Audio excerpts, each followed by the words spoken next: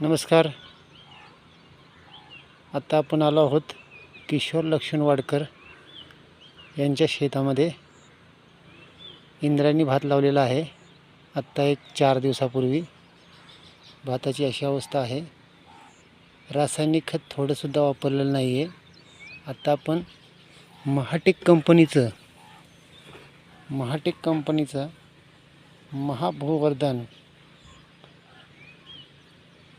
हे लिक्विड फॉर्ममध्ये असणारं टॉनिक भातासाठी सोडणार आहोत. तर आत्ता पिकाची ही अवस्था आहे. आपण पुन्हा 10 दिवसानंतर एक व्हिडिओ बनवणार आहे.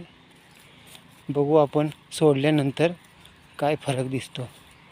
हे जे क्षेत्र आहे ते पूर्ण अर्धा एकर आहे.